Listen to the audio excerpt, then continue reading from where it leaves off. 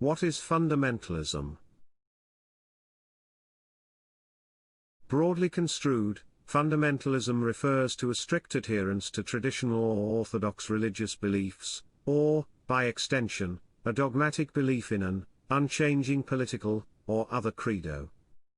As we can see, fundamentalism, therefore, is normally viewed as a type of conservative religious movement, characterized by the advocacy of strict conformity to sacred texts. The term fundamentalism derives from the Protestant theological tradition, where it refers to an unalterable belief in the literal truth of the Scripture and the creeds.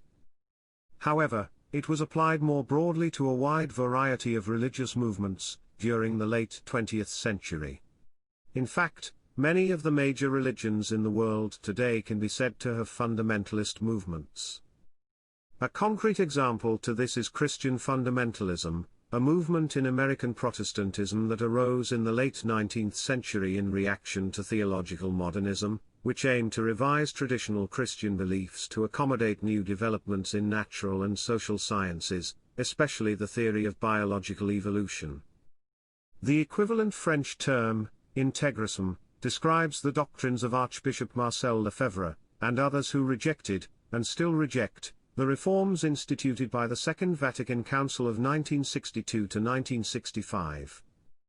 Since the Iranian Revolution of 1979, which sought to establish a theocratic regime based upon Islamic law, or Sharia, it has become commonplace to speak of Islamic fundamentalism, or intégrisme islamique, rather as though Islamic theology and history were simply variants on the Western model.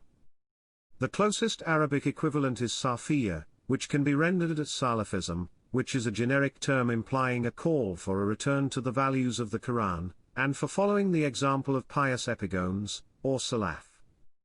It is interesting to note that some religious leaders view fundamentalism negatively. For example, Pope Francis said that fundamentalism is a sickness that is in all religions.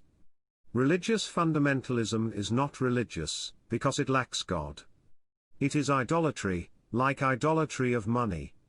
We Catholics have some, and not some, many, who believe in the absolute truth and go ahead dirtying the other with calumny, with disinformation, and doing evil.